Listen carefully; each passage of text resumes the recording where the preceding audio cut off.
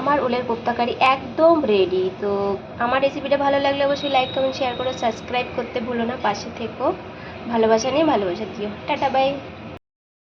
আজ আমি বানাবো ওল আর মটর ডালের ডালনা।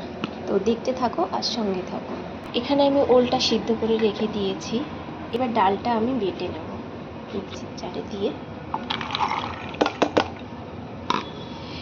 দেবো 3টে কাঁচা লঙ্কা। তো এবার দিয়ে দেবো আদা জিরে বাটা। এটা আমি ভালো করে মিক্সিতে পেস্ট করে নেব।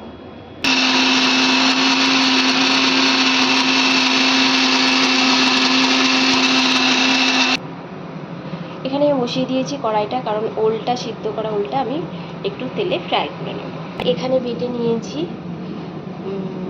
মটর ডালটা। তো দেখো, এটাকে আমি এখন ছোট ছোট করে ভেজে নেব।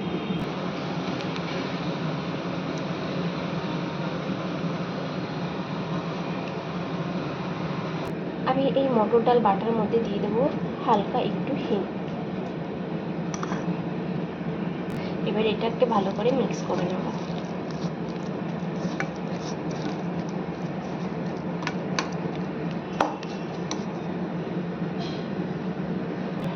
তেলটা আমার গরম হয়ে গেছে, এটা আমি আস্তে আস্তে করে ভেজে নেব ছোটো ছোটো করে।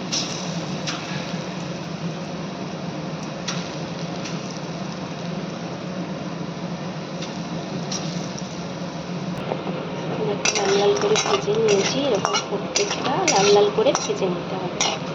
হয়ে গেছে আমার।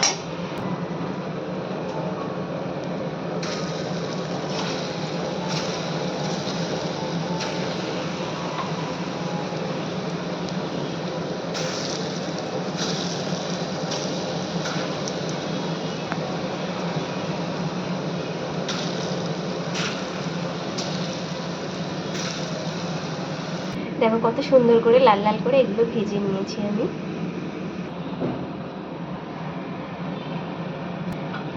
আগে আমি আলুটা ভেজে নিই। আলুটা ভাজতে ভাজতে আমি এখানে নিয়ে নিয়েছি ছোট সাইজের একটা টমেটো। এখানে আমি ওলের কোপ্তাটার মশলাটা তৈরি করে নেব। তো এটাতে দিয়ে দিয়েছি আদা জিরে ধনে বাটা।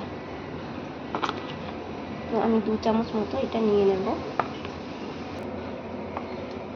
এবার দিয়ে দেবো হলুদ, স্বাদ মতো লবণ, আর দিয়ে দেবো কাশ্মীরি লঙ্কার গুঁড়ি, দিয়ে দেবো স্বাদ মতো চিনি। এইবার দেব 1/2 কাপ মতো জল। এটাকে ভালো করে নাড়িয়ে নিতে হবে।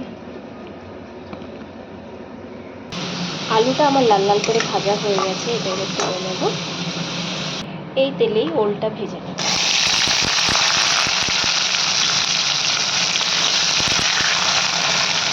ওলটা একটু হালকা লাল লাল করে ভেজে নেব।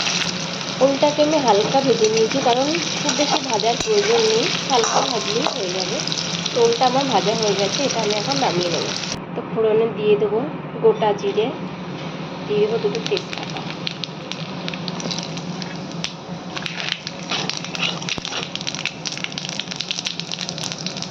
এবার দিয়ে দেবো যে মশলাটা আমি করে রেখেছিলাম, ওই মশলাটা।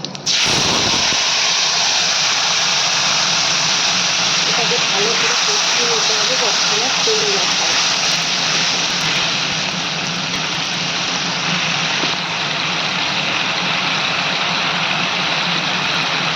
দেখো মশলায় তেল ছেড়ে দিয়েছে। এবার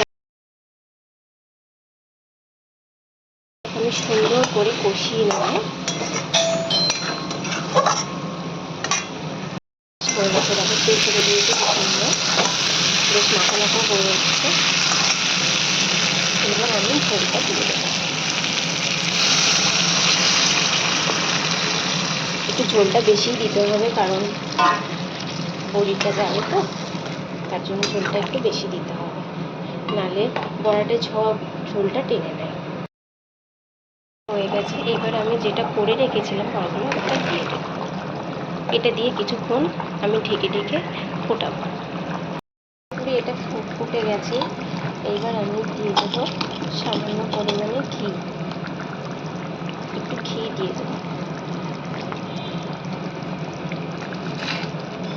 আর দিয়ে দেবো একটু শাহি গরম মশলা।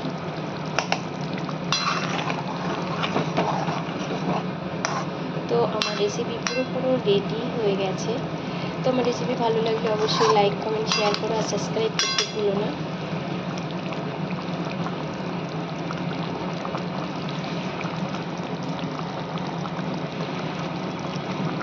আমার ওলের কোপ্তা কারি একদম রেডি। তো আমার রেসিপিটা ভালো লাগলে অবশ্যই লাইক কমেন্ট শেয়ার করো, সাবস্ক্রাইব করতে ভুলো না, পাশে থেকো, ভালোবাসা নিয়ে ভালোবাসা দিও। Tata bye.